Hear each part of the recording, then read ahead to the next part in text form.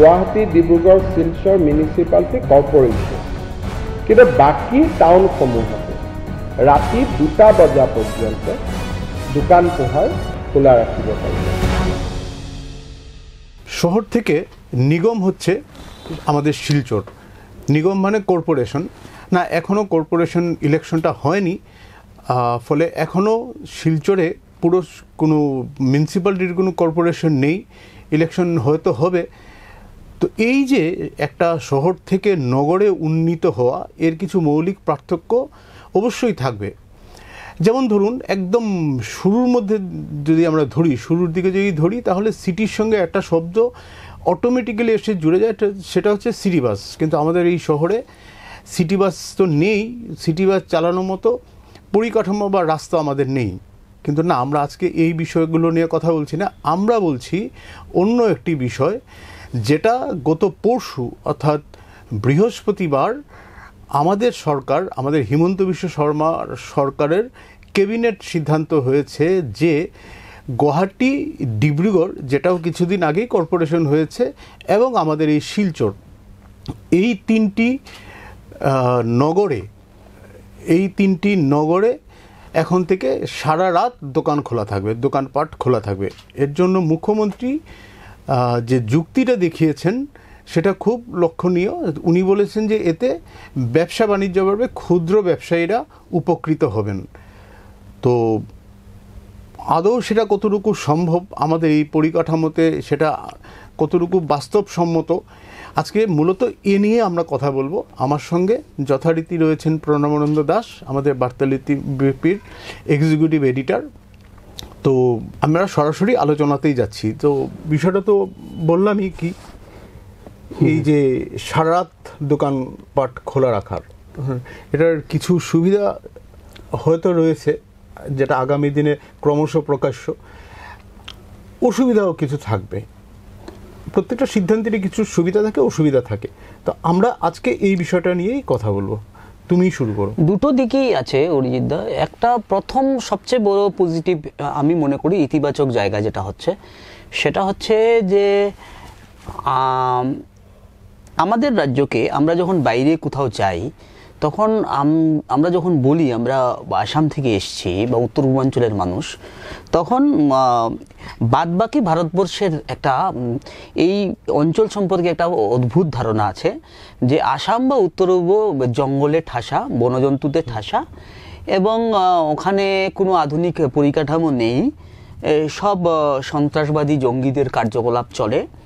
ফলে এই আসাম বা এই উত্তর পূর্বাঞ্চল নিয়ে একটা প্রচণ্ড নেতিবাচক ভাবনা বাদবাকি ভারতবর্ষের মানুষের মধ্যে রয়েছে।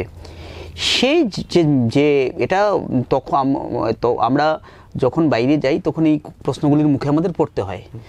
এই যে একটা ধারণা, সেই অত্যন্ত পুরনো ধারণা মানুষের মধ্যে, এটাকে ভেঙে চুরমার করে দেওয়ার জন্যই কিন্তু এই সিদ্ধান্ত একটা বড় ভূমিকা পালন করবে, যে সারা রাত 3টা নগরে বা 3টা পুরো নিগম এলাকায় দোকানপাট খোলা থাকবে 24 ঘন্টা। এটার একটা প্রতীকী বার্তা আছে।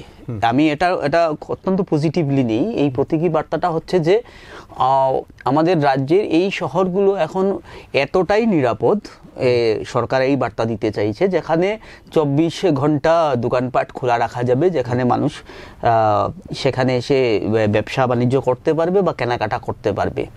এই একটা পজিটিভ বার্তা, প্রথম যে জায়গাটা আমি মনে করি খুব ইতিবাচক এই জায়গাটা রয়েছে। এখন আসা যাক অন্যান্য যে পজিটিভ যে ব্যাপার বিন্দুগুলো এই সিদ্ধান্তের মধ্যে রয়েছে। এটা হচ্ছে যে শহর বড় হওয়ার সঙ্গে সঙ্গে তার জনবসতি বাড়ছে, বাইরের লোকেদের আসা যাওয়া বাড়ছে, ফলে ব্যবসায়ীদের ক্ষেত্রে একটা প্রতিবন্ধক যদি সময় থাকে, যে সময়ের একটা প্রতিবন্ধকতা থাকে, তাহলে ব্যবসা বাণিজ্যতে সমস্যা যেভাবে হয়, ঠিক সেইভাবে যারা আছেন তাদের পক্ষেও কেনাকাটার মধ্যেও তাদের সমস্যা সৃষ্টি হয়। এই 24/7 দোকানপাট খোলা রাখার ফলে সেই যে ব্যারিয়ার বা প্রতিবন্ধকতা রয়েছে তা ভেঙে যাবে। 3 নম্বর যে সুবিধার জায়গাটা হচ্ছে যে আমরা এমন একটা পরিকাঠামোর মধ্যে রয়েছি, বাণিজ্যিক পরিকাঠামোতে, সেখানে আমরা অনেক ক্ষেত্রেই যেটা আমরা দেখি যে রাতের দিকে আমরা যখন যারা আমরা কাজকর্ম করি, দিনের বেলায় ব্যস্ত থাকি, আমাদের যেখানে অনেক ধরনের অসুবিধা থাকে ব্যবসা বাণিজ্যের ক্ষেত্রে, সেখানে যে সমস্যাগুলি আমাদের মূলত ব্যবসায়ীদের ফেস করতে হয় সেটা হচ্ছে যে প্রশাসনিক ঝামেলা। ধরো একটা সময় দোকান কেন বন্ধ হলো না, এটা নিয়ে পুলিশের একটা হেনস্থা ছোট ছোট দোকানদারদের উপর থাকেই।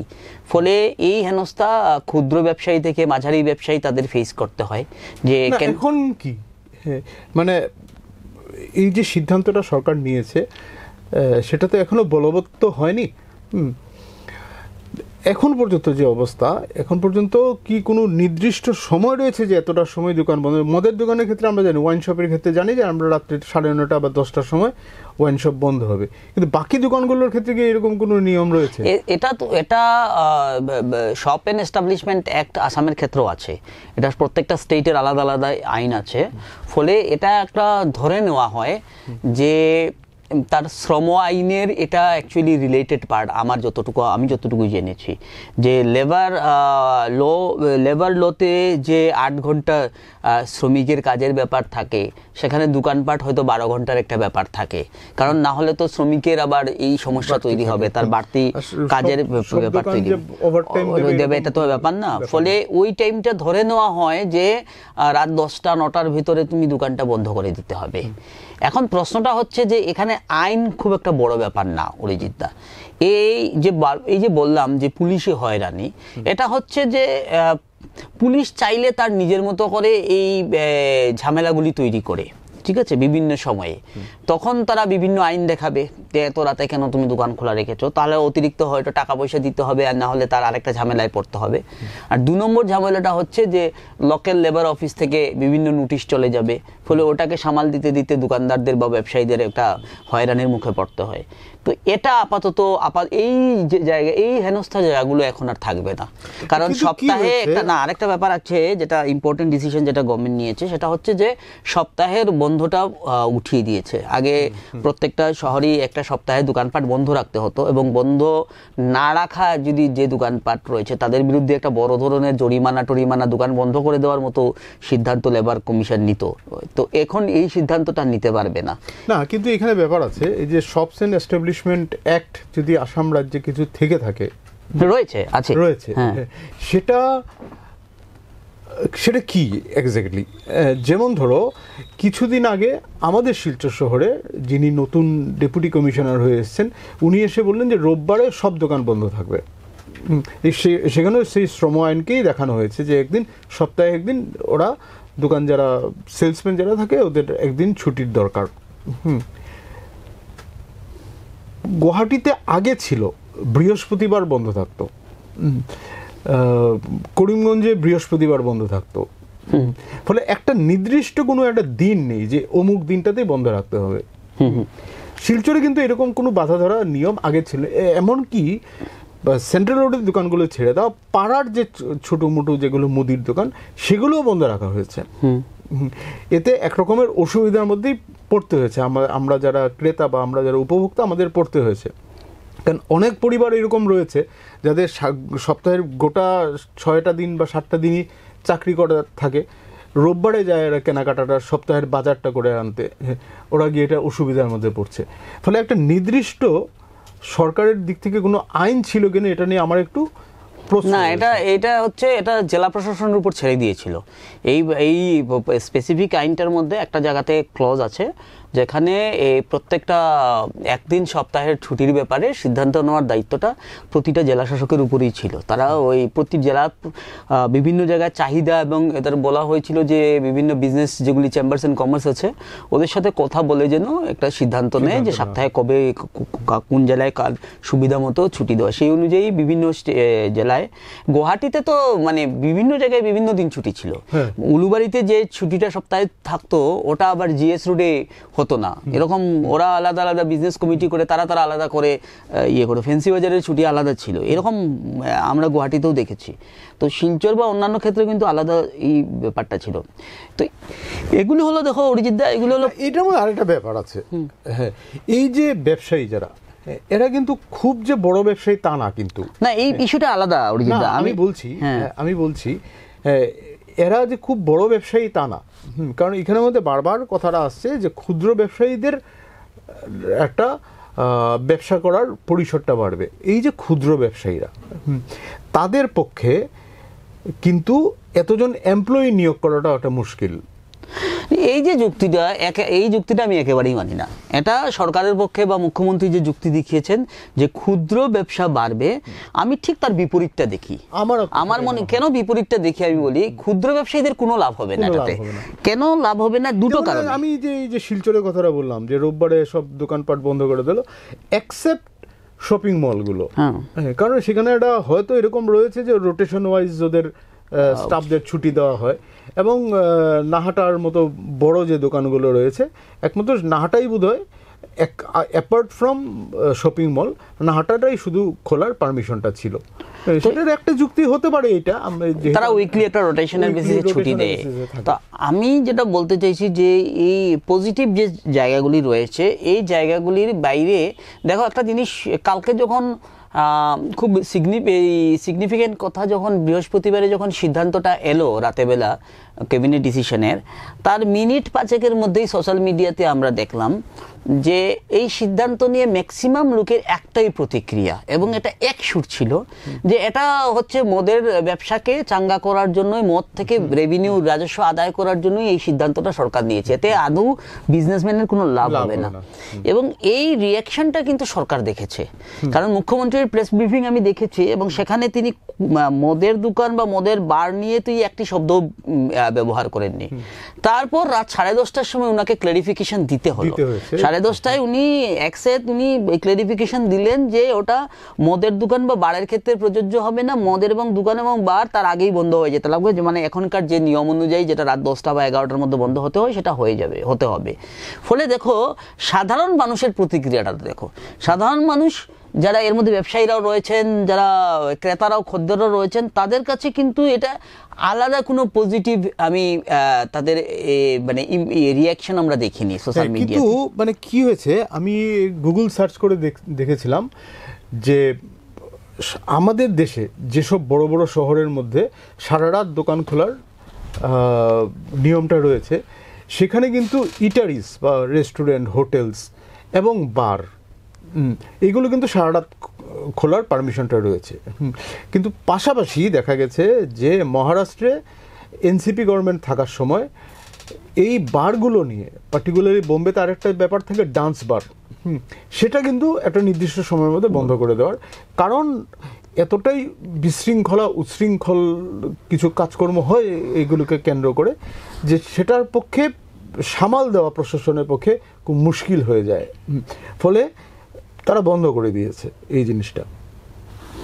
তো এটা মানে দেখো, যদি তুমি তার ঠিক উল্টো পিঠের কথাগুলো আমরা বলতে যাই, এক যে ক্ষুদ্র ব্যবসায়ীদের কথা বলছিলাম, যে সরকার যে কটা প্রপোগেট করছে যে ক্ষুদ্র ব্যবসায়ীদের সুবিধার্থে এবং কর্মসংস্থান বৃদ্ধির উদ্দেশ্যে এই সিদ্ধান্তটা নিয়েছে, আমি জানি না এটা কোনো রিসার্চ বেস কথা কিনা, কারণ এটা মানে এটা কোনো সরকার কোনো গবেষণা করে এ ধরনের কোনো তথ্য পেয়েছে কিনা, এটা কোনো ব্যাকআপ ইনফরমেশন কিনা, মানে দাবি কিনা, এটা আমি বুঝতে পারছি না। কিন্তু আমরা যতটুকু বুঝি, এবং দেশের মধ্যে যে ছোট যে শহর নগরগুলোর বা সিটি বলি, বড় সিটি যেগুলিতে রাতের দিকে এই 24/7 দোকানপাট খোলার ব্যাপার আছে, দিল্লিতে কিছু জায়গায় রয়েছে, আহমেদাবাদ, তারপর চণ্ডীগড় এবং মুম্বাই রয়েছে, সেই বড় বড় শহরগুলির তুলনায় তো আমরা একেবারেই পুচকে, মানে ডিব্রুগড় এবং শিলচরের কথা বলছি, গুয়াহাটিকে আমি আলাদাভাবে ধরছি। দেখো আমি একটা জিনিস বুঝি যে গুয়াহাটি, শিলচর এবং ডিব্রুগড় সদ্য পুর নিগম হয়েছে, গুয়াহাটি অনেক আগের পুর নিগম। পুর নিগম হলেও গুয়াহাটির সঙ্গে শিলচর এবং ডিব্রুগড়ের তুলনা চলে না, এক নম্বর। 2 নম্বর কথা হচ্ছে যে গুয়াহাটিতে রাতের দিকেও যে ইনফ্লো অফ পিপল থাকে, মানুষের যে একটা আসা যাওয়া থাকে গুয়াহাটি শহরে, সেটা শিলচর বা ডিব্রুগড়ে নেই বলতে নেই, কার্যত নেই। কারণ আমাদের এখানে রাত 10টার ভিতরে মোটামুটি সব ট্রেন পৌঁছে যায়, সন্ধ্যার দিকে কোনো ফ্লাইটই থাকে না। তো সেই অর্থে গুয়াহাটিতে সারা রাতেই প্রায় প্লেন চলে, সারা রাতেই ট্রেন আসে। ফলে এই যে বাইরে থেকে আসা যাওয়ার যে মানুষের যে আসা যাওয়া যাতায়াতটা হয় গুয়াহাটি শহরকে কেন্দ্র করে, ফলে ওখানে যদি রাতের দিকে বিশেষ করে খাবার দাবারের দোকানপাটটা খোলা থাকে তাহলে, বা হোটেল খোলা থাকে তাহলে সুবিধা হয়। শিলচর, ডিব্রুগড়ে আরেকটা আমি একটু অ্যাড করি সঙ্গে, যে গুয়াহাটির যে ট্রান্সপোর্টেশন যেটা আছে, সিটি বাসগুলো কিন্তু 9টা 9:30 থেকে আস্তে আস্তে বন্ধ হয়ে যায়। 10টা পরে সিটি বাস থাকে না। কিন্তু গুয়াহাটিতে একটা সুবিধা হয়েছে, গুয়াহাটিতে এখন উবার আছে, ওলা আছে, র্যাপিডো আছে। সেই অর্থে ক্যালকাটার মতো বা অন্য জায়গার মতো ট্যাক্সি সিস্টেমটা নেই এখানে, কিন্তু ওলা উবের ওদের ট্রান্সপোর্টেশনটা আছে। ইভেন আমি যে গত কিছুদিন আগে আমি গুয়াহাটি গিয়েছিলাম এবং স্টেশন থেকে নামার পর আমি একাই গিয়েছিলাম, আমার হাতে ছোট একটা ব্যাগ ছিল, একটি ছেলে এসে বলে যে র্যাপিডো আছে, বাইক আছে। হ্যাঁ, বাইক আছে কিনা সেটা, র্যাপিডো তো আছে, র্যাপিডো ছাড়া বাইকও আছে, অন্য আছে। হ্যাঁ, ছেলেটাকে জিজ্ঞেস করলাম যে তুমি কি করো, বলে আমার একটা প্রিন্টিং প্রেস আছে, দিনের বেলা আমি সিল্ক স্ক্রিনের কাজ করি, রাতের বেলা আমি বাইক চালিয়ে বেরিয়ে। তো এই সুবিধাটা ওদের মানে গুয়াহাটির ক্ষেত্রে এটা অনেকটাই দরকারি। এখন আমার আসা যাক যে আমাদের শিলচর বা ডিব্রুগড়ে কোন দোকান রাতের বেলা খুললে কি লাভ হতে পারে। এখন দুটো জিনিস হতে পারে। একটা জিনিস হচ্ছে ওষুধের দোকান অবশ্যই খোলা থাকা উচিত 24/7। তো শিলচর শহরে বেশ কিছু জায়গায় ওষুধের দোকান 24/7 খোলা থাকে। কিন্তু ওষুধের দোকান যে 10টার সময় বা 9টার সময় বন্ধ করতে হবে, এটা কোনো নির্দেশিকা নেই। ফলে এটা আলাদা কোনো জায়গায় ফেলা যায় না। ডিপেন্ড করে, দেখো Arijit da, market always driven by the তার চাহিদা, তার রিকোয়ারমেন্ট আছে কিনা। তুমি জোর করে হোটেল খুলে রাখতে পারবে না, তুমি জোর করে তুমি রেস্টুরেন্ট বা তুমি মুদির দোকান খুলে রাখতে পারবে না। শিলচর বা ডিব্রুগড় শহরে কারা রাত 10টার পরে গিয়ে মুদির দোকান থেকে জিনিস কিনবে? এটা হচ্ছে প্রথম প্রশ্ন। অন্য মনিহারি দোকান বা স্টেশনারি দোকানের কথা আমি বাদই দিলাম। পরে শপিং এর যে জায়গাগুলো আছে, বিজনেস যেটা মেইনলি যেটা হয়, গার্মেন্টস, শুজ, আদার অ্যাক্সেসরিজ বা ফুড অ্যান্ড স্টেশনারিজ, এইগুলো মূলত আমাদের মতো শহরে রাতের দিকে কেউ বেরোবেও না, কেনার জন্য কেউ যাবেও না। ফলে এই ব্যবসাটাকে তুমি বাদ দিয়ে দিতে পারো। রইল বাকি ইটারিস, মানে রেস্টুরেন্ট, ধাবাস। তো শিলচর শহরে যদি তুমি দেখো যে শিলচর শহরে ধাবাগুলো তো রাত 1টা 2টো পর্যন্ত এখনই খোলা রয়েছে, এবং তুমি মহাসড়কের দিকে যাও যেটা রাত 1:30 2টো পর্যন্ত খোলা থাকে এবং খাবার মানে পাওয়া যায়। এখন প্রশ্নটা হচ্ছে যে ওখানে যদি রাত 1:30 2টো পর্যন্ত যদি খদ্দের থাকে তাহলে ওরা দোকান খুলে বসে থাকলে সুবিধা, না তেলে ওরা কি করবে? চাহিদার কথা বলে, যেমন পুজোর সময় সারা দোকান খোলা থাকে, চলতে থাকে, প্রচুর মানুষ আছে, তার খদ্দের থাকে, দোকানের বাইরে লাইন দিয়ে দাঁড়িয়ে থাকে। এখন যে সেকেন্ড যুক্তিটা মুখ্যমন্ত্রী দেখিয়েছেন, এখানে আমাদের আরেকটা কথা আমি বলবো, এই যে গার্মেন্টস বা অন্য যেগুলো আমরা আমাদের নিত্য ব্যবহার্য জিনিস, সেগুলোর যারা ব্যবসা করেন, যারা বলতে গেলে ক্ষুদ্র ব্যবসায়ী, তাদের ব্যবসাটা কিন্তু মার খাচ্ছে গিয়ে অনেকটা অনলাইন ব্যবসার জন্য। অবশ্যই, হ্যাঁ, অনলাইন ব্যবসার জন্য তাদের মানে ভয়ঙ্কর রকমের সমস্যার মধ্যে তারা পড়েছেন। সেটার ব্যাপারে কিন্তু একই সঙ্গে সরকারের বা প্রশাসনের নজর দেওয়া। হ্যাঁ, এইটা আবার ঠিক যে অনলাইনের জন্য কিছু কর্মসংস্থান হচ্ছে, যারা ডেলিভারি বয়, যারা। না, আমি এই ডিসিশনের সঙ্গে অনলাইনের ব্যাপারটা আমি আনতে চাইছি না, কারণ এটা কমপ্লিট আলাদা। আমি আরেকটা জিনিস আনছি অরিজিৎ দা, যেহেতু না এই সিদ্ধান্তের মধ্যে ক্ষুদ্র ব্যবসায়ীদের আমি কথাটা অন্যভাবে বলছি, তুমি জিনিসটা খেয়াল করো। এটা অনলাইনের সঙ্গে এটাকে একটু আলাদা করে সরিয়ে রেখে যদি তুমি চিন্তা করো যে ক্ষুদ্র ব্যবসায়ীরা, ধরো আমি শিলচরের কথা বলছি, প্রেমতলা সেন্ট্রাল রোডে যে কাপড়ের ব্যবসায়ীরা রয়েছেন, যারা ফুটপাতে বিজনেস করেন বা ছোট ছোট দোকান নিয়ে বিজনেস করেন, তারা তো এমনিতেই মার খেয়েছে, তুমি জানো অনলাইনের বিজনেসে মার খেয়েছে, অমুক খেয়েছে তমুক খেয়েছে। এখন যদি বিগ রিলায়েন্স ট্রেন্ডসের মতো বা বড় বড় মল যদি রাতে খোলা থাকে, তাহলে যে ব্যবসাটাও তারা রাতে দিনের বেলা পেতেন, সেটা তো রাতে ওরা খেয়ে নেবে। বড় বড় তো ভাঙর বসে আছে ব্যবসায়ীরা। এই শিলচরের মতো শহরে অত বড় বড় শপিং মল আছে, রাতে যারা বিজনেস যদি শপিং করতে বেরোয়, তাহলে একটা বড় সংখ্যার খদ্দের তো তারা হারাবে, এই যে আমাদের ছোট ছোট ব্যবসায়ীরা যারা রয়েছে। এখন প্রশ্নটা হচ্ছে যে এই যে বড় মলগুলো, তাদের ক্ষেত্রে সুবিধা আছে এটা করার, কারণ সুবিধা আছে। দেখো, তারা বিভিন্নভাবে লেবার লোককে তারা ভায়োলেট করছে। বড় সংস্থা বলে রাজ্য সরকার সেখানে বা স্থানীয় প্রশাসন সেখানে ইন্টারভেন করে না। কিভাবে ভায়োলেট করছে তুমি চিন্তা করো, যে এখন যে এই যে শিলচর শহরে যে বড় মলগুলো চলে, তুমি খবর নিয়ে দেখো যে সকালবেলা 9টার সময় যে ছেলেমেয়েগুলো আসছে দোকানে এই মলগুলিতে, তাদের বেরোতে হচ্ছে রাত 9টা, 9:30, 10টায়। তাদের বেতন কি পাচ্ছে মাস গেলে? কিন্তু এই 9টা 9:30 তারা কিন্তু 12 ঘন্টা ডিউটি করছে, এবং 12 ঘন্টা ডিউটি করে তারা যে বেতন পাচ্ছে, অথচ লেবার আইন অনুযায়ী 8 ঘন্টা থেকে 8.5 ঘন্টার বেশি ডিউটি করাতেই পারে না। কিন্তু কালকে মুখ্যমন্ত্রী না, আমি দেখেছি, আমি আনছি, আমি কথাগুলি না, সেটা তো দেখো, আইনের কাগজে সব নিয়ম আছে, এই নিয়ম তো আছে, 8 ঘন্টা কাজের নিয়ম তো লেবার লোতে আছে। কিন্তু আমাকে বলো তো, সে শিলচর শহরের একটা মলেও কবে লেবার অফিসার হানা দিয়ে এটা বের করতে পেরেছে যে কোন, তাহলে তো দুটো শিফট করার কথা ছিল। শিলচর মলগুলো যদি 9টা, 9:30, 10টা পর্যন্ত চলে, তাহলে এটা কি একটা শিফটে চলার কথা ছিল? কর্মীরা একটা শিফটে করবে? এটা তো দুটো শিফট করার কথা ছিল। বা ওভারটাইম তারা পাচ্ছে কিনা, যদি 4 ঘন্টা এক্সট্রা কাজ করে ওভারটাইম কি পাচ্ছে? এখন ওরা কি করবে, ওরা ওই কর্মীদের 2 টাকার বেশি টোপ দিয়ে ওরা আরো 4 ঘন্টা বাড়িয়ে দেবে, 12টা, 1টা, 2টো পর্যন্ত চালাবে। ফলে কি হবে, মুখ্যমন্ত্রী যে কর্মসংস্থান সৃষ্টির কথা বলছেন বাড়বে, আমার মনে হয় না কর্মসংস্থান বাড়বে বলে। 1 নম্বর। 2 নম্বর, যে ছোট ছোট দোকানদারদের মধ্যে যে কর্মীরা রয়েছেন, যারা মাইনে খুব বড় জোর 8-10 হাজার 15,000 টাকা মাইনেতে চাকরি করেন, এই দোকানদাররা এমনিতেই ব্যবসায়ীরা তারা ব্যবসা করতে গিয়ে হিমশিম খাচ্ছেন। এখন যদি 4 ঘন্টা রাতের দিকে তারা দোকান খুলেন, বা তার খুলতে হলে তো তার সম্ভাবনার জায়গাটা দেখতে হবে যে তার ব্যবসা হবে কিনা।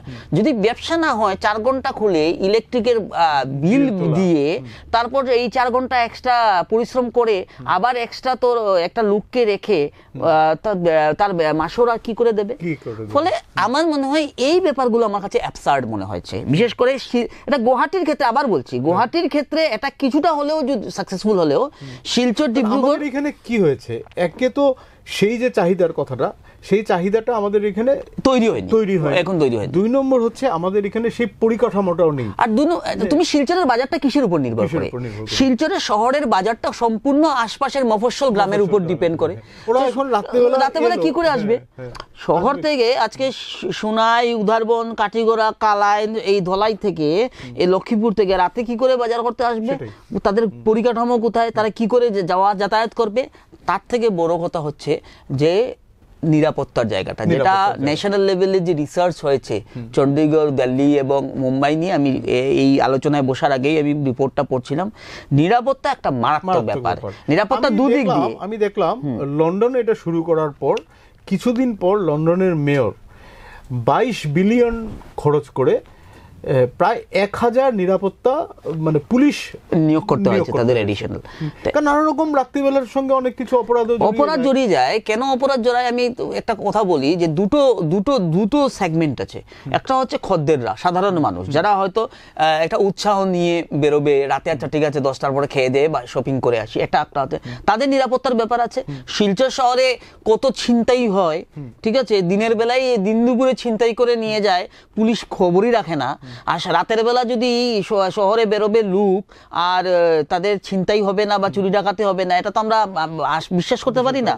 2 নম্বর হচ্ছে, যে মলগুলোতে বা যে জায়গাতে যে স্টাফরা কাজ করছে, যাদের বেশিরভাগই মেয়েরা, আমাদের বিভিন্ন শিলচর শহরের পার্শ্ববর্তী এলাকায় মলের মধ্যে কাজ করে যারা মেয়েরা, তারা রাতের বেলা ফিরবে।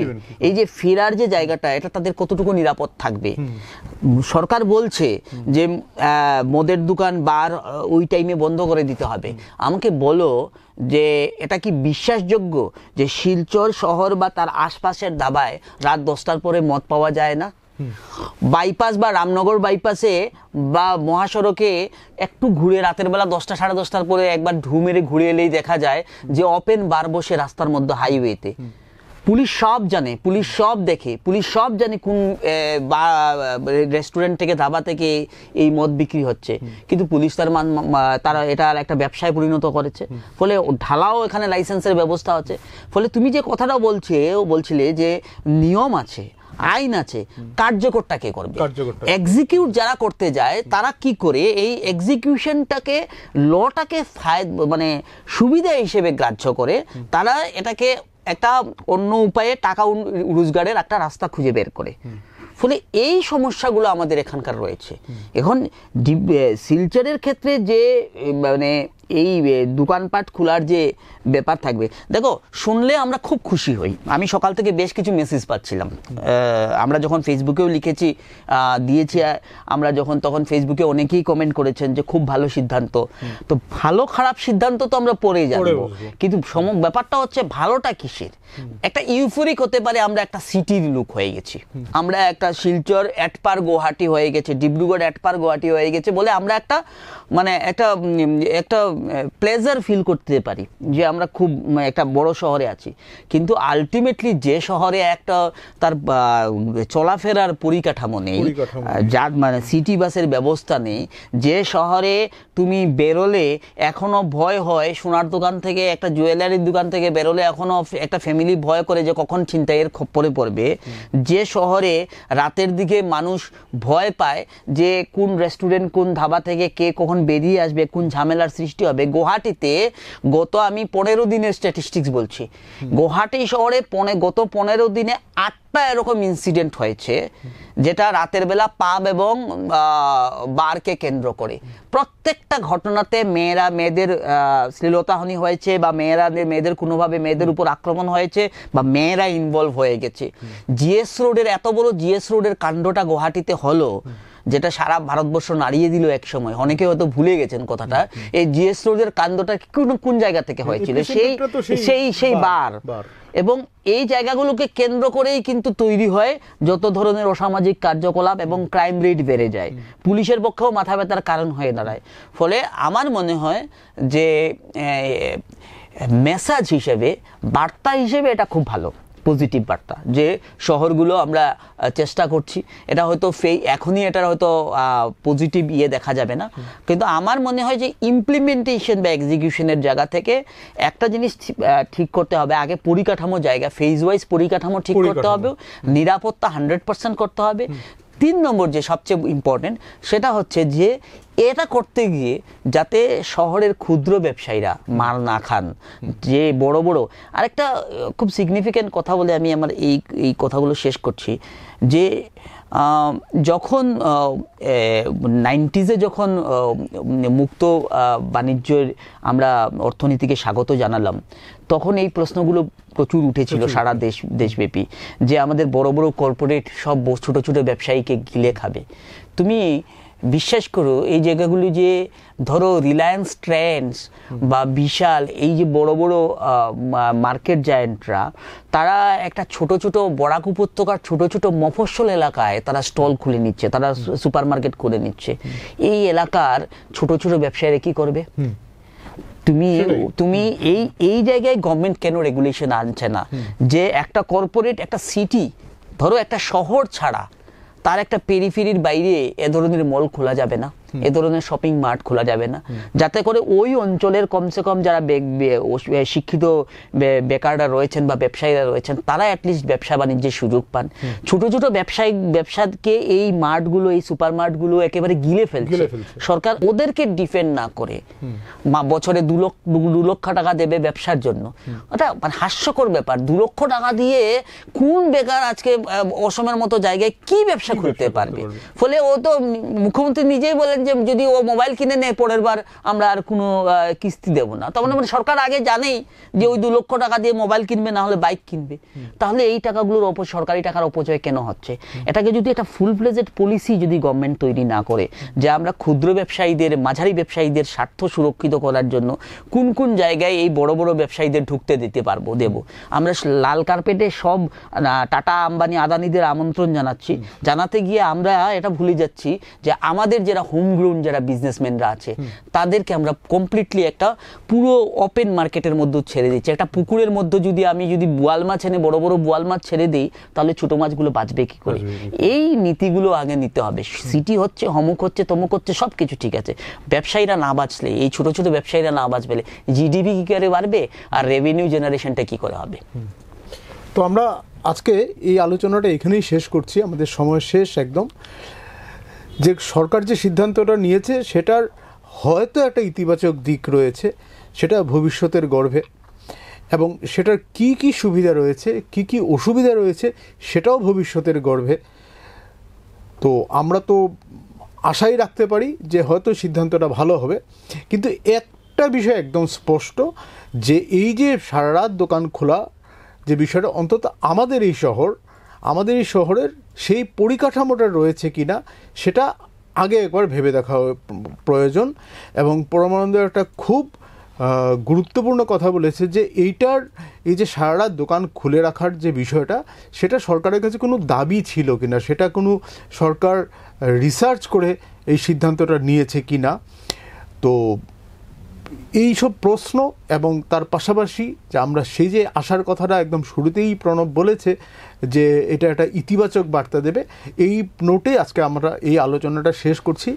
এবং যেহেতু বিষয়টা আমাদের প্রত্যেকের জীবনের সঙ্গে জড়িয়ে রয়েছে, ফলে আপনারা যারা এই বিষয় আলোচনাটা দেখলেন, আপনারা আপনাদের সুচিন্তিত মতামত অবশ্যই জানাবেন আমাদের কমেন্ট বক্সে, এবং সেটার থেকে হয়তো আগামী দিনে আরেকটা নতুন কোনো সিদ্ধান্তের দিকে আমাদের সরকার যেতে পারে।